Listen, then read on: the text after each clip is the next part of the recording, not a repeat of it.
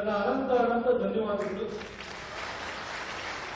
ಯುವ ಮೋರ್ಚಾ ಅಧ್ಯಕ್ಷನಾಗಿ ಯಡಿಯೂರಪ್ಪ ಸಾಹೇಬರು ಅವರು ರಾಜ್ಯಾಧ್ಯಕ್ಷರಾಗಿರುವಾಗ ನಿಯುಕ್ತಿ ಮಾಡಿದ ನಂತರ ನೋಟು ಮೊದಲು ದೇಶ ಮೊದಲು ಅಂತ ಹೇಳಿದ ಕಾರ್ಯಕ್ರಮ ಮಾಡಲಿಕ್ಕೆ ಶ್ರೀನಿವಾಸ್ ಅಧ್ಯಕ್ಷರಾಗಿದ್ರು, ಪ್ರಸನ್ನ ಕಾರ್ಯದರ್ಶಿಯಾಗಿದ್ರು. ಆ ಸಂದರ್ಭದಲ್ಲಿ ಇದೇ ಹಾಗೆ ಬಂದಿದ್ದೆ ನಾನು. ಒಂದು ಒಳ್ಳೆಯ ಕಾರ್ಯಕ್ರಮವನ್ನು ಮಾಡಿದ್ದು. ಅವತ್ತು ನೋಟು ಮೊದಲು ದೇಶ ಮೊದಲು ಅಂತ. ಇವತ್ತು ನಿಮ್ಮಲ್ಲಿ ಎಷ್ಟೋ ಜನಕ್ಕೆ ನನಗೆ ಟಿಕೆಟ್ ತಪ್ಪೋಯ್ತು, ಅನ್ಯಾಯ ಆಯಿತು ಅಂತ ಬಹಳ ಜನ ಬೇಸರ ಇದೆ. ಇಡೀ ರಾಜ್ಯದಲ್ಲಿ ಇದೇ ಇಲ್ಲ ಅಂತ. ಎಷ್ಟೋ ಕ್ಷೇತ್ರಗಳಲ್ಲಿ ನಾವು ಇಷ್ಟಪಡುವಂತವರಿಗೆ ಟಿಕೆಟ್ ಸಿಕ್ಕಿಲ್ಲ, ಅಥವಾ ನಾವು ಇಷ್ಟಪಡುವಂತದ್ದು ಬದಲಾಯಿಸಿಬಿಟ್ಟಿದ್ದಾರೆ. ಅಂತಲೂ ಕೂಡ ಸ್ಥಳೀಯ ಮಟ್ಟದಲ್ಲೂ ಕೂಡ ನಿಮಗೆ ನೋವುಗಳು ಇರಬಹುದು. ಆದರೆ ಪ್ರತಾಪ್ ಸಿಂಗ್ ನ್ಯಾಯ ಇತ್ತು, ಅಥವಾ ನಾವು ಇಷ್ಟಪಡುವಂತ ಯಾರಿಗೋ ಟಿಕೆಟ್ ಸಿಕ್ಕಿಲ್ಲ ಅನ್ಯಾಯ ಅಂತಲೋ ನಾವು ಮನಸ್ಸನ್ನ ಬೇಸರ ಮಾಡಿಕೊಂಡ್ರೆ ಅದು ಪರಿಣಾಮ ಏನಾಗುತ್ತೆ ಅಂದ್ರೆ ದೇಶದಲ್ಲಿ ಏನಾಗುತ್ತೆ. ನಾನು ಆಗ ಹೇಳಿದ ನಿಮಗೆ ನೋಟು ಬದಲು ದೇಶ ಬದಲು ಅಂತ. ಇವತ್ತು ನಾವು ಇಷ್ಟಪಡೋರಿಗೆ ಟಿಕೆಟ್ ಸಿಕ್ಕಿಲ್ಲ ಅಂತ ಹೇಳಿ ಅವ್ರು ಅನ್ಯಾಯ ಆಗಿದೆ ಅಂತ ಹೇಳಿ ನಾವು ಕಳೆಬುತ್ತಿ ಕೂತ್ಕೊಂಡ್ರೆ, ನಾವು ಕೆಲಸ ಮಾಡಲಿಲ್ಲ ಅಂತಂದ್ರೆ, ಮೋದಿ ಅವರು ನಮ್ಮ ಹತ್ರ ಪ್ರಧಾನಿ ಮಾಡಲಿಲ್ಲ ಅಂತಂದ್ರೆ ಆಗುವಂತ ಅನ್ಯಾಯ ದೇಶಕ್ಕಾಗುತ್ತೆ. ಈ ಪಕ್ಷದ ಮಾತ್ರವಲ್ಲ, ದೇಶಕ್ಕೆ ಅನ್ಯಾಯ.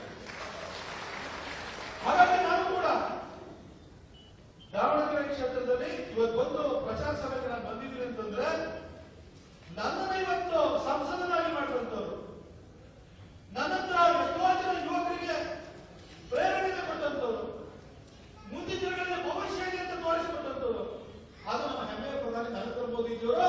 ಅವರು ಮತ್ತೊಂದು ಅವರಿಗೆ ಈ ದೇಶದ ಪ್ರಧಾನಿ ಆಗಬೇಕು. ಅದಕ್ಕೋಸ್ಕರ ನಾವೆಲ್ಲಾ ಭಿನ್ನಾಭಿಪ್ರಾಯಗಳನ್ನು ಬದಿಗಿಟ್ಟು ನಾವು ಕೆಲಸವನ್ನು ಮಾಡಬೇಕು. ಬಂಧುಗಳೇ, ನಮಗೆ ನಮ್ಮ ಬಿಜೆಪಿಯಲ್ಲಿ ಬರಬೇಕು ರೋಗ ಜಾಸ್ತಿ. ನಮಗೆ ಯಾವಾಗಲೂ ಕೂಡ ಹಳೆ ಘಟನೆಗಳನ್ನು ಮರೆತು ಬಿಡ್ತೀವಿ. ನಮ್ಮಲ್ಲಿ ಯೋಚನೆ ಮಾಡಿ, ಈ ತ್ಯಾಗ ಬಲಿದಾನ ನಾವೇ ವೇದಿಕೆಯಲ್ಲಿ ಫೋಟೋ ಇಟ್ಕೊಂಡು ಶ್ಯಾಮಪ್ರಸಾದ್ ಮುಖರ್ಜಿ, ದೀನದಯಾಳ್ ಉಪಾಧ್ಯಾಯರ ಫೋಟೋಕ್ಕೆ ಪುಷ್ಪಾರ್ಚನೆ ಮಾಡೋದಕ್ಕೆ ಮಾತ್ರ ಸೀಮಿತ ಆಗಬಾರ್ದು. ಅಟಲ್ ಬಿಹಾರಿ ವಾಜಪೇಯಿ ಅಂತ ಹೇಳಿದ್ರೆ ಅವ್ರ ಭಾಷಣಗಳು, ಕವಿತೆಗಳು ಯಾವುದೋ ಭಾಷಣದಲ್ಲಿ ಉಲ್ಲೇಖ ಮಾಡಲಿಕ್ಕೆ ಮಾತ್ರ ಸೀಮಿತ ಆಗಬಾರ್ದು. 1984ರಲ್ಲಿ ವಾಜಪೇಯಿ ಸೋತೋದ್ರು. ದೇಶಾದ್ಯಂತ ಕಾಂಗ್ರೆಸ್ ಅದೇ ಇಂದಿರಾ ಗಾಂಧಿಯವರ ಮರಣದ ನಂತರ ಬಂದಂತಹ ಅಲಗಡಿ ಎಲ್ಲ ಪಕ್ಷಗಳು. ಅಂದ್ರೆ ಅವತ್ತು ವಾಜಪೇಯಿ ಅಂತ ಹೇಳಿದ್ರು, ಹಾರನ ಹಿ ಮಾನುಂಗ ರಾರನ ಹಿ ಟಾನುಂಗ ಕಾಲಕ್ಕೆ ಕಪಾಲ ಪರ ಮಿಡತಾ ಲಿಖಾತಾ ಹೋ ಗೀತ ನಯಾ ಗಾತಾ ಹೋ ಅಂತಂದ್ರು. ನಾನು ಸೋಲನ್ನು ಒಪ್ಕೊಳ್ಳಲ್ಲ. ಹಾಗೆ ದಿಕ್ಕನ್ನು ಕೂಡ ಬದಲಾಯಿಸಿಲ್ಲ. ಕಾಲದ ಹಣೆ ಮೇಲೆ ನಾನು ಬರೆದ ಮತ್ತೆ ಬರೀತೀನಿ, ಮತ್ತೆ ಅಳಿಸ್ತೀನಿ, ಮತ್ತೆ ಬರೀತೀನಿ ಅಂತಂದ್ರು. ಹಾಗೆ ಸೋಲನ್ನು ಒಪ್ಕೊಳ್ಳಲ್ಲ ಅಂತಂದ್ರು. ಗೀತನ ಗಾತಾ ಹೊಸ ಗೀತೆನ ಹಾಡ್ತಿದ್ರು. ಈ ಬರೀ ಕವಿತೆ ಮಾತ್ರ ಸೀಮಿತವಾಯಿತು. ವಾಜಪೇಯಿ ಸ್ವಾತಂತ್ರ್ಯ ಸಂದರ್ಭದಲ್ಲೂ ಕೂಡ ಆತ್ಮಸ್ಥೈರ್ಯವನ್ನು ಕಳ್ಕೊಂಡಿಲ್ಲ. ಅದೇ ವಾಜಪೇಯಿ ಅವರು 1996 ಬರುತ್ತೆ, 192 ಸೀಟ್ ಬರುತ್ತೆ ಬಿಜೆಪಿ ಶಿವಸೇನಾ ಸೇರಿ. 96 ಬಂದಾಗ ವಾಜಪೇಯಿ ಮತ್ತೆ ಪ್ರಧಾನಿ ಆಗ್ತಾರೆ. ದೇಶದಲ್ಲಿ ಅತಿ ಹೆಚ್ಚು ಸ್ಥಾನವನ್ನು ಪಡ್ಕೊಂಡಂತಹ ಪಕ್ಷ ಭಾರತೀಯ ಜನತಾ ಪಕ್ಷ ಆಗಿರ್ತದೆ. ಆಗಿನ ವಾಡಿಕೆಯಂತೆ ಶಂಕರದಯಾಳ್ ಶರ್ಮಾ ಅವರು ಕರೆದು ಪ್ರಮಾಣ ವಚನವನ್ನು ಬೋಧಿಸಿದ್ರು. 13 ದಿನದಲ್ಲಿ ಸರ್ಕಾರ ಬಿದ್ದೋಗುವಂತ ಪರಿಸ್ಥಿತಿ ಬಂತು. ಆ 13 ದಿನದಲ್ಲೇ ವಾಜಪೇಯಿ ಅವರು ನ್ಯೂಕ್ಲಿಯರ್ ಟೆಸ್ಟ್ ಮಾಡಲಿಕ್ಕೆ ಪ್ರಿಪರೇಷನ್ ಅನ್ನ ಮಾಡಿದ್ರು. ಆದ್ರೆ 10 ದಿನ ಸಾಕಾಗಲಿಲ್ಲ. ಆ ಸಮಯ ಸರ್ಕಾರ ಬಿದ್ದೋಯ್ತು.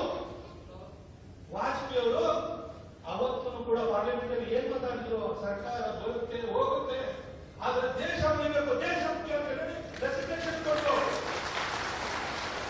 ಅವತ್ತು ನನಗೆ ಮನಸ್ಸಿಗೆ ಬೇಸರ ಆಯ್ತು, ಇಂಥವ ವ್ಯಕ್ತಿಗೆ ಕಳ್ಕೊಂಡು ಅಂತ. ಮತ್ತೆ 1998ರಲ್ಲಿ ಚುನಾವಣೆ ಬಂತು. ಆ ಚುನಾವಣೆ ಬಂದಂತ ಸಂದರ್ಭದಲ್ಲಿ ಇನ್ನೂ ಸ್ವಲ್ಪ ತಮ್ಮಗಟ್ಟಿ ಕೆಲಸ ಮಾಡಿದ್ರು. ಅಲೆಕ್ಸ್ ಪಾಟೀಲ್ ಜಾಸ್ತಿ ಆದ್ರು, ಮತ್ತೆ ಅಧಿಕಾರಕ್ಕೆ ಬಂದು ಅಧಿಕಾರಕ್ಕೆ ಬಂದ್ರು ಕೂಡ 13 ತಿಂಗಳಲ್ಲಿ ಸರ್ಕಾರ ಬಿಟ್ಟೋಗುವಂತ ಪರಿಸ್ಥಿತಿ ಬಂದಾಯ್ತು. ನ್ಯೂಕ್ಲಿಯರ್ ಟೆಸ್ಟ್ ಅನ್ನು ಕೂಡ ಮಾಡಿದ್ರು. ಒಂದೇ ಹೊತ್ತು ಹೊರಟು ಗಿರಿಜಾ ಕ್ರಮಾಂಕ ಅಂತ ಹೇಳಿ ಒರಿಸ್ಸಾದ ಮುಖ್ಯಮಂತ್ರಿ ಬಂದು, ಮುಖ್ಯಮಂತ್ರಿ ಆಗಿರೋ ವ್ಯಕ್ತಿ ಪಾರ್ಲಿಮೆಂಟ್ಗೆ ಬಂದು ಆಮೇಲೆ 6 ತಿಂಗಳು ರಿಸೈನ್ ಮಾಡೋಕೆ ಅವಕಾಶ ಇತ್ತು.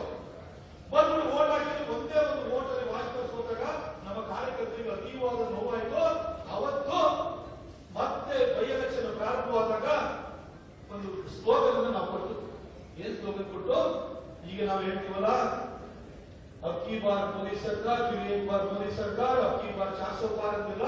ಇದು ಮೂಲ ಕೊಟ್ಟು ನಿಮ್ಮ ಯಾರ ಹಿರಿಯರನ್ನ ಕೇಳಿ, ಮನೆಯಲ್ಲಿರುವ ತಂದೆ ತಾಯಿಯನ್ನ ಕೇಳಿ, ನಿಮ್ಗೆ ಅರ್ಥ ಆಗುತ್ತೆ. ಆವಾಗೆಲ್ಲರೂ ಅಕ್ಕಿ ಬಾರಿ ಅಟಲ್ ಬಿಹಾರಿ ಅಂತ ಕೊಟ್ಟು ನಾವು 1990 ಅಟಲ್ ಬಿಹಾರಿ ವಾಜಪೇಯಿ ಮತ್ತೆ ಪ್ರಧಾನಿಯಾಗಿ ಬಂದರು. ದೇಶ ಅಭಿವೃದ್ಧಿ ತಂತ್ರಜ್ಞಾನ ಶುರುವಾಯಿತು. ಇದೇ ದಾವಣಗೆರೆ ಮುಖಾಂತರವಾಗಿ ಹಾದು ಹೋಗುವಂತಹ ಸುವರ್ಣ ಚತುಷ್ಪಥ ಹೆದ್ದಾರಿ ಪ್ರಾರಂಭವಾಯಿತು. ಸರ್ವ ಶಿಕ್ಷಣ ಅಭಿಯಾನ ಆರಂಭವಾಯಿತು. ಅಂತ್ಯೋದಯ ಅನ್ನ ಯೋಜನೆ ಅಂತ ಏನ್ ಹೇಳ್ತಿರಲ್ಲ, ಸಿದ್ದರಾಮಯ್ಯ ತಮಟೆ ಹೊಡಿತಾರಲ್ಲ, ಇದು ಆ ತಮಟೆ ಹೊಡೆದ ಯೋಜನೆಯನ್ನ 2000ರಲ್ಲಿ ಪ್ರಾರಂಭ ಮಾಡುವಂತ ವ್ಯಕ್ತಿ ಜೀವಂತ ನಾಯಕ ಯಾರು ಅಂತಂದ್ರೆ ಅಟಲ್ ಬಿಹಾರಿ ವಾಜಪೇಯಿ. ಅಂತ್ಯೋದಯ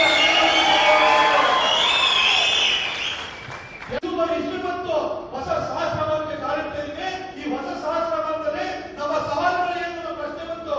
ಸವಾಲುಗಳು ಏನು ಅಂತ ಹೇಳಿದ್ರೆ ಅವಾಗ ಹಸಿವು, ಆರೋಗ್ಯ, ಶಿಕ್ಷಣ, ಈ ರೀತಿ 8 ಸವಾಲುಗಳನ್ನ ಪ್ರಪಂಚ ಎದುರಿಸ್ತಾ ಇದೆ. ಯಾಕಂದ್ರೆ ಆಫ್ರಿಕಾದಲ್ಲಿ ಭೂಮಿಯಿಂದಲೇ ಜನ ಸಾಕ್ತಿದ್ರು, ಏಡ್ಸ್ ಅಂತೂ ಪ್ರಪಂಚವನ್ನ ಕಾಡ್ತಿತ್ತು, ಶಿಕ್ಷಣ ಅನ್ನೋದಿರಲಿಲ್ಲ.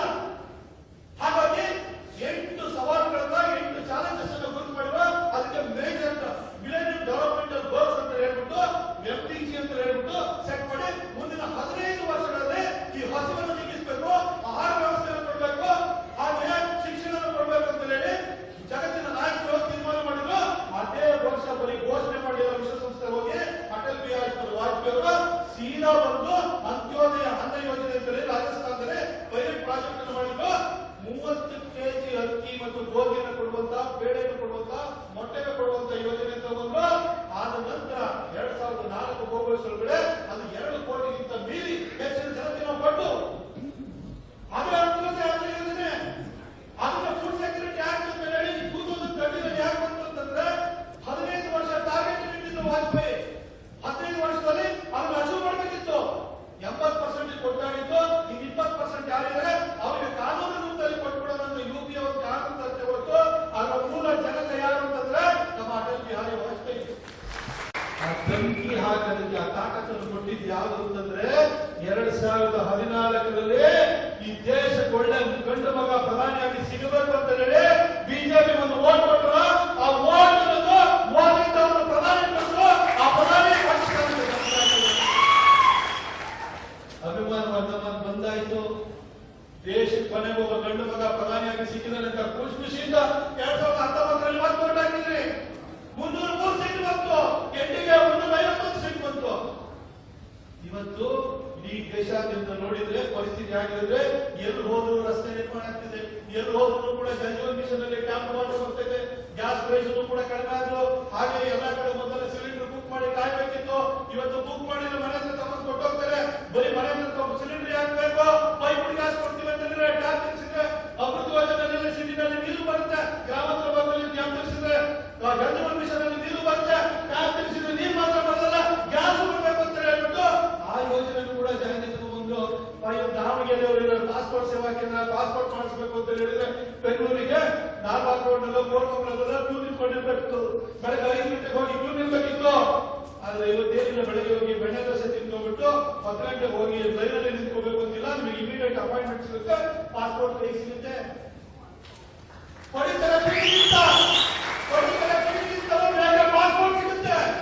ಈ ವ್ಯವಸ್ಥೆ ಹೆಂಗ್ ಸೃಷ್ಟಿ ಆಯ್ತು? ಕರ್ನಾಟಕದಲ್ಲಿ ಇವತ್ತು 27 ಪಾಸ್ಪೋರ್ಟ್ ಸೇವಾ ಕೇಂದ್ರಗಳಿದೆ, ಪಾಸ್ಪೋರ್ಟ್ ಸೇವಾ ಕೇಂದ್ರಗಳಿದೆ. ಇದು ನೀವು 1 ಕೋಟಿ 2019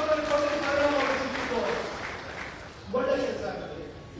ಇವತ್ತು ಪರಿಸ್ಥಿತಿ ಆಗಿದೆ ನೋಡಿ. ಮೊದಲ ಪಾಕಿಸ್ತಾನದಲ್ಲಿ ಏನೇ ಒಂದು ಘಟನೆ ಆದರೂ ಇಂಡಿಯಾದಲ್ಲಿ ಎಲ್ಲಾರ್ಗೂ ಅಯ್ಯೋ ಏನಾಗ್ಬಿಡುತ್ತು, ಪಾಕಿಸ್ತಾನ ನೇಷನ್, ನ್ಯೂಕ್ಲಿಯರ್ ವೆಪನ್ ಇದೆ, ಎಲ್ಲಿ ಹಾಕ್ಬಿಡ್ತಾರೆ ಇನ್ನೊಂದು ಅಂತ.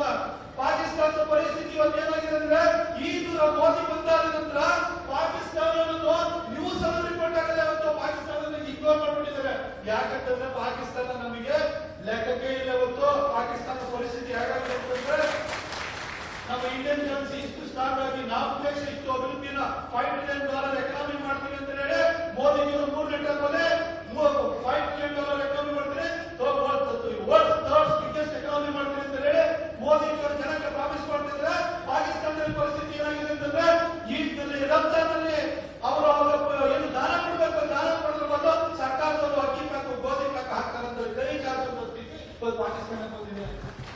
ಚೈನಾದವರು, ನೀವು ಇದೆಲ್ಲ ಕೇಳಿಕೊಂಡು ಗೂಗಲ್ ಮಾಡಿದ್ರೆ ನಿಮ್ಗೆ ಗೊತ್ತಾಗುತ್ತೆ.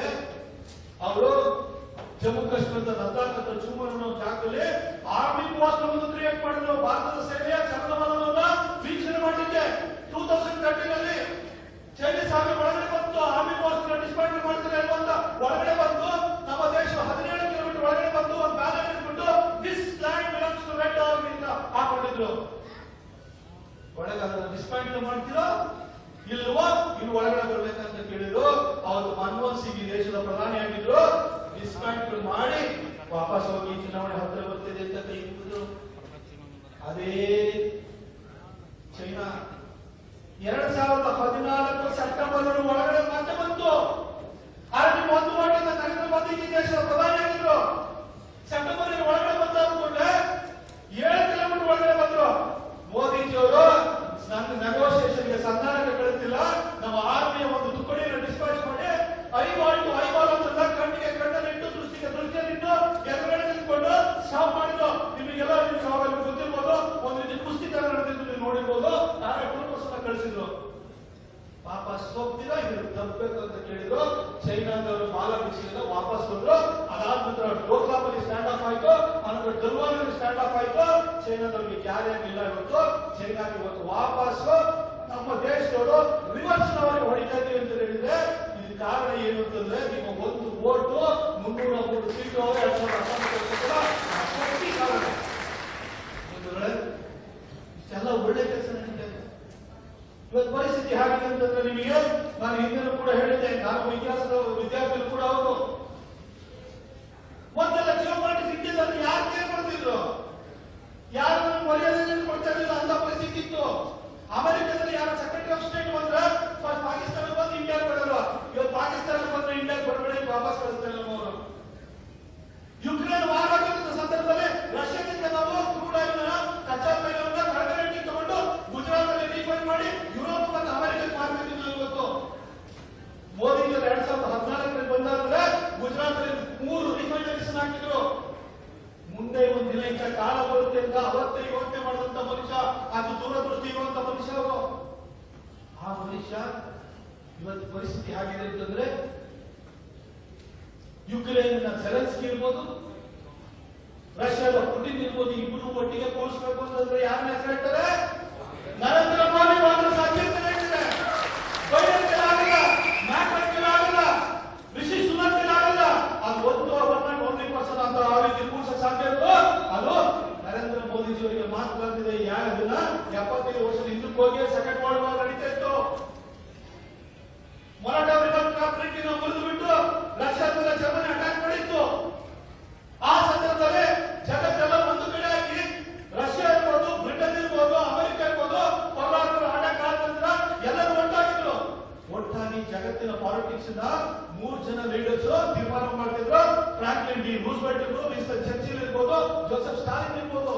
ಅವತ್ತು ನಾವೇನ್ ಮಾಡ್ತಾ ಇದ್ದು, ಬ್ರಿಟಿಷ್ ಹತ್ರ ನಮಗೆ ಸ್ವಾತಂತ್ರ್ಯ ಕೊಡಿ ಅಂತ ಕಾಂಗ್ರೆಸ್ ಉಪವಾಸ ಮಾಡ್ತೀವಿ. ಮಕ್ಕಳು ರಕ್ಷೆ ಹಿಡಿತವಲ್ಲ, ಅಪ್ಪ ಅಮ್ಮನೇ ಬ್ರಿಟಿಷ್ ಉಪವಾಸ ಮಾಡಿ ಕೂಡಲೇ ನಮ್ಗೆ ಸ್ವಾತಂತ್ರ್ಯ ಕೊಡೋಕೆ, ಮಕ್ಕಳು ನಾನ್ ವೈಲೆನ್ಸ್ ಅಂತ ಹೋಗ್ಬಿಡೆ ಸ್ವಾತಂತ್ರ್ಯ ಕೊಡೋದಕ್ಕೆ ನಮ್ಗೇನು ಬಂಧುಕಾಕ ಆಗ ಬಂಧುಕಾಕ ತೋರಿಸೋದು. ಅಂತ ಕಾಲದಲ್ಲಿ ಸ್ವಾತಂತ್ರ್ಯಕ್ಕೋಸ್ಕರ ನಾವು ಅಂಗಲಾಚಿದ್ರೆ ಈ 3 ಜನ ಲೀಡರ್ಸ್ ಜಿಯೋ ಪಾಲಿಟಿಕ್ಸ್ 75 ವರ್ಷಗಳ ಹಿಂದೆ ನಿರ್ಧರಿಸಿದ್ರು. ಆದ್ರೆ 75 ವರ್ಷದ ನಂತರ ಇವತ್ತು ಏನಾಗಿದೆ ನೋಡಿ. 75 ವರ್ಷದ ನಂತರ ಅನ್ಕ್ವಶ್ಚನಬಲ್ ಗ್ಲೋಬಲ್ ಲೀಡರ್ ಯಾರು ಅಂತ ಹೇಳಿದ್ರೆ ಅದು ನರೇಂದ್ರ ದಾಮೋದರ್ ದಾಸ್ ಮೋದಿ. ಸಾಧು ಪ್ರಜಾಸತ್ತಾರೆ ಒಳಗಾಕಿದ್ರು. ಈ ಹಿಂದೂಗಳಿಗೆ ಉಳಿದಲ್ಲ ಈ ದೇಶದಲ್ಲಿ ಮುಗಿಸ್ಬಿಡ್ತಾರೆ ಅಂತ ಹೇಳ್ಬಿಟ್ಟು ಜನ ನಮ್ಮ ಕಾರ್ಯಕರ್ತರು ಭಯಭೀತರಾಗುವಂತ ಒಂದು ವಾತಾವರಣ 10 ವರ್ಷಗಳಲ್ಲಿ 2004ರಿಂದ 2016 ಸೃಷ್ಟಿ ಆಯ್ತು. ಆಗ ನೀವೇನು ಯೋಚನೆ ಮಾಡಿದ್ರೆ, ಆಗ ನೀವು ಈ ಸಾರಿ ಏನಾದ್ರೂ ಮೋದಿಜಿಯವರು ಅಧಿಕಾರಕ್ಕೆ ತರಲಿಲ್ಲ, ಬಿಜೆಪಿ ಅಧಿಕಾರಕ್ಕೆ ತರಲಿಲ್ಲ ಅಂತಂದ್ರೆ ನಮ್ಮ ಹೆಂಡತಿ ಮಕ್ಕಳನ್ನು ಉಳಿಯಲ್ಲ ಅಂತ ನಿಮ್ಗೆ ಗೊತ್ತಾಯ್ತು. ಹಾಗಾಗಿ ಮನೆ ಮನೆಗೆ ಹೋಗ್ರಿ. ಅಕ್ಕಿ ಬಾರ್ ಮೋದಿ ಸರ್ಕಾರ ಅಂತ ಹೋದ್ರಿ, ಅವರ ಅಕ್ಕಿ ಮಾಡಿ ಅಟಲ್ ಬಿಹಾರಿ ಅಂತ ಹೋದವರು ಅಕ್ಕಿ ಬಾರ್ ಮೋದಿ ಸರ್ಕಾರ ಅಂತ ಹೋದ್ರಿ. ಎಲ್ಲಾ ಕಡೆನೂ ಕೂಡ ಯಾವ ರೀತಿ ವಾತಾವರಣ ಸೃಷ್ಟಿಯಾಗಿತ್ತು ಅಂತಂದ್ರೆ ನಿಮ್ ಮನೆಯಲ್ಲಿ ಎಷ್ಟೋ ಜನ ಮನೆಯಲ್ಲಿ ಮೊದಲ ಹಬ್ಬ ಬಂದು ಮಕ್ಕಳಿಗೆ ಹೇಳೋದು ಅಥವಾ ಹೆಂಡತಿ ಹಿರಿಯರಿಗೆ ಹೇಳೋದು, ಈ ಸರಿ ಈ ಪಕ್ಷಕ್ಕೆ ಓಟ್ ಹಾಕುವಂತ ಹಬ್ಬ ಹೇಳ್ತಿದ್ರೆ ಮನೆ ಯಜಮಾನ ಅವ್ರ ಮಾತನ್ನು ಕೇಳಬೇಕು ಅಂತ ಹೇಳ್ಬಿಟ್ಟು ಓಟ್ ಹಾಕೋದು. ಆದ್ರೆ 2014 ಬಂದಾಗ ಅಪ್ಪ ಹೇಳಿಲ್ಲ, ಮಕ್ಕಳು ಬಂದು ಹೆಣ್ಮಕ್ಳು ಯಾರು ಡಿಗ್ರಿ ಓದ್ತಿದ್ದಾರೆ, ಗಂಡು ಮಗ ಯಾರು ಇಂಜಿನಿಯರಿಂಗ್ ಓದ್ತಿದ್ದಾರೆ. ಅಪ್ಪ ಈ ಸರಿ ಮೋದಿ ಓದಾಕು ಬಿಜೆಪಿ ಮಾಡಿದ ಒಂದು ತಪ್ಪಿಗೆ 10 ವರ್ಷಗಳ ಕಾಲ ವನವಾಸವನ್ನು ಅನುಭವಿಸಿದ್ವಿ. ಅಟಲ್ ಬಿಹಾರಿ ವಾಜಪೇಯಿ ಅಂತಹ ಧೀಮಂತ ನಾಯಕರನ್ನ ಅವರ ಪ್ರೈಮ್ ಪೀರಿಯಡ್ ಅಲ್ಲಿ ಕಳ್ಕೊಂಡು ನಾವು ಅವತ್ತ ಅಟಲ್ ಬಿಹಾರಿ ವಾಜಪೇಯಿ 25 ವರ್ಷ ಕೊಟ್ಟಿದ್ರೆ ಈ ರಸ್ತೆ ನಿರ್ಮಾಣ ಕಾರ್ಯ ಎಲ್ಲ ಆಗ್ಲೇ 10-15 ವರ್ಷದ ಹಿಂದೆ ಆಗೋದಿತ್ತು. ಆದ್ರೆ ನಾವು ಕಾರ್ಯಕರ್ತರು ತಪ್ಪು ಮಾಡಿದ್ವಿ. ಈ ತಪ್ಪು ಪುನರಾವರ್ತನೆ ಆಗಬಾರದು. ದಾವಣಗೆರೆಯಲ್ಲೂ ಕೂಡ 2024ರಲ್ಲಿ ಮೋದಿಜಿಯವರು ಪ್ರಧಾನಿಯಾಗಿ 3ನೇ ಬಾರಿಗೆ ಪ್ರಮಾಣ ವಚನ ಸ್ವೀಕರಿಸಬೇಕಾದ್ರೆ ಮೋದಿಜಿಯವರ ಪರವಾಗಿ ಅಂತ ಹೇಳಿ ಕೈ ಎತ್ತಕ್ಕೆ ಈಗ ಗಾಯತ್ರಿ ಸಿದ್ದೇಶ್ವರ ಅವರು ಹೋಗ್ಬೇಕು. 2004ರಲ್ಲಿ ತಪ್ಪು ಮಾಡಿದ್ರೆ ಏನಾಯ್ತು?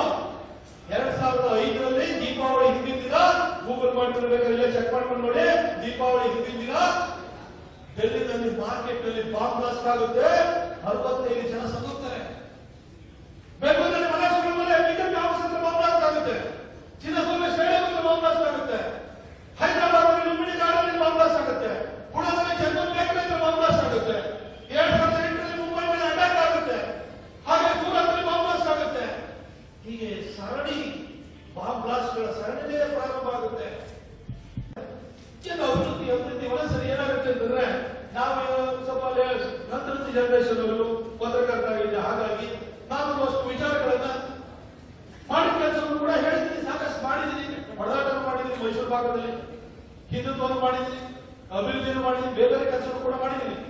ಆದ್ರೆ ಸಿದ್ದೇಶ್ವರ ಅವರು ಕೂಡ ಕಳೆದ 20 ವರ್ಷಗಳಲ್ಲಿ ಅದರಲ್ಲಿ 10 ವರ್ಷ ಸರ್ಕಾರನೇ ಇರಲಿಲ್ಲ, 10 ವರ್ಷ ಮೋದಿಜಿ ಸರ್ಕಾರ ಸಿಕ್ಕಿತ್ತು, ಕೇಳಿದ್ದೆಲ್ಲ ಕೊಡುವಂತ ಕಾಮಗಾರಿಗಳ ಮೋದಿಜಿ ಇದ್ದಾರೆ, ಇವತ್ತು ಅಭಿವೃದ್ಧಿ ಕೆಲಸ ಮಾಡಬಹುದು. ಆದ್ರೆ ಇಂತ 5 ವರ್ಷ ಮನಮೋಹನ್ ಸಿಂಗ್ ಕಾಲದಲ್ಲಿ ಅದನ್ನೆಲ್ಲ ಕಗ್ಗದಲ್ಲಿ ಆಚೆಗೆ 10 ವರ್ಷಗಳಲ್ಲಿ ಸಿದ್ದೇಶ್ವರ ಅವರು ಎಷ್ಟು ಕೆಲಸ ಮಾಡಿದ್ದಾರೆ, ಪಾಸ್ಪೋರ್ಟ್ ಸೇವಾ ಕೇಂದ್ರ ತಲುಪಿದ್ದಾರೆ. ಹಾಗೆ 6 ಲೈನ್ ಆಗ್ಬೇಕಿತ್ತು, ಆ 6 ಲೈನ್ ಕೂಡ ನಿಮ್ಗೇನು ಹರಿಯೋದ್ರಿಂದ ನಿಮ್ಮ 6 ಲೈನ್ ಏನಿದೆ ಚಿತ್ರದುರ್ಗದವರು ಅದು 6 ಲೈನ್ ಕೂಡ ಮಾಡಿಸಿದ್ರು. ಇವತ್ತು ಜಲಜೀವನ್ ಮಿಷನ್ ಅಂತ ಹೇಳಿ ಹಳ್ಳಿಯಲ್ಲೂ ಕೂಡ ಟ್ಯಾಪ್ ವಾಟರ್ ಕೊಡ್ತಾ ಇದ್ದಾರೆ. ಹಾಗೆ ಇಲ್ಲಿ ಒಂದು ಸ್ಮಾರ್ಟ್ ಸಿಟಿ ಪ್ರಾಜೆಕ್ಟ್ ಗೆ 1070 crores ಅನ್ನು ತಗೊಂಡಿದ್ದಾರೆ. ಇವತ್ತು ರಸ್ತೆ ಎಲ್ಲ ಇಷ್ಟು ಅಭಿವೃದ್ಧಿ ಆಗಿದೆ, ಈ ಲೆಗಸಿ ಒಂದು ಪ್ಲಾಂಟ್ ಗಳನ್ನು ಹಾಕ್ತಿದ್ರೆ, ಇಷ್ಟೆಲ್ಲ ನಿಮಗೆ ಚರಂಡಿ ವ್ಯವಸ್ಥೆ ಆಗ್ತಿದ್ರೆ, ಸೀವೇಜ್ ಟ್ರೀಟ್ಮೆಂಟ್ ಪ್ಲಾಂಟ್ ಬರ್ತಾ ಇದ್ರೆ ಯಾರ ಕಾರಣ? ಅದಕ್ಕೆ ಸಿದ್ದೇಶ್ವರ ಕಾರಣ.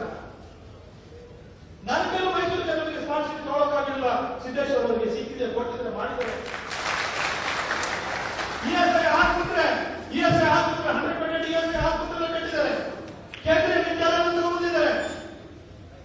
ಒಬ್ಬ ಸಂಸದರಿಗೆ ಇನ್ನೇನೇ ಮಾಡಬೇಕು?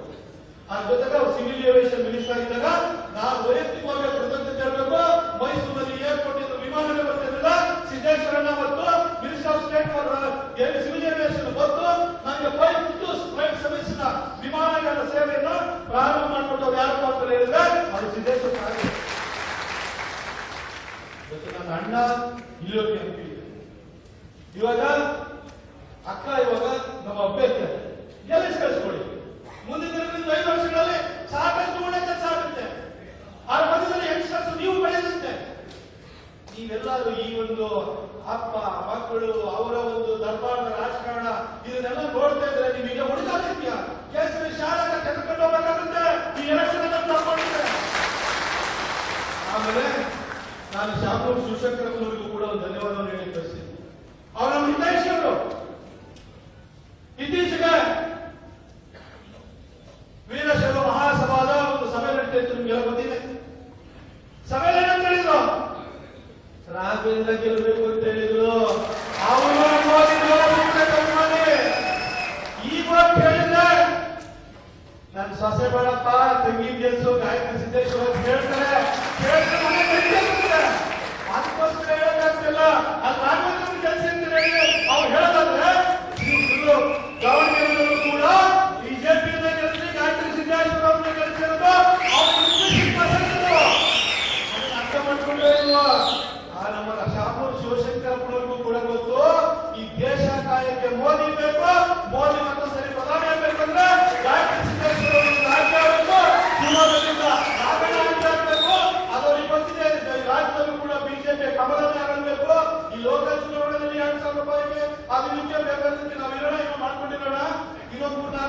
ಬಾಕಿ ಇದೆ, ಅದನ್ನ ಕೆಲಸ ಮಾಡ್ಕೊಳ್ಳೋದು. ಆದ್ರೆ ದೇಶ ಕಾಯಕ್ಕೆ ಮೋದಿ ಬೇಕು ಅನ್ನೋದು ಅವರಿಗೂ ಕೂಡ ಅರ್ಥವಾಗಿದೆ. ಅಲ್ಲಿ ರಾಘಣ್ಣ ವೋಟ್ ಹಾಕಿ ಅಂತಂದ್ರೆ ಇಲ್ಲಿ ಬಿಜೆಪಿ ವೋಟ್ ಹಾಕಿ ಅನ್ನೋದೇ ಅವರ ಮಾತಿನ ಅರ್ಥ.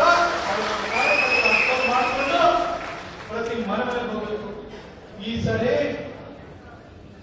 ಮತ್ತು ನಾವು ಇಶ್ಯೂ ಇಟ್ಕೊಂಡು ಚುನಾವಣೆಗೆ ಹೋಗ್ತೀವಿ. ಆದ್ರೆ ಈ ಸರಿ ದೇಶಾದ್ಯಂತ ಯಾವ ರೀತಿ ವಾತಾವರಣ ಇದೆ ಅಂತಂದ್ರೆ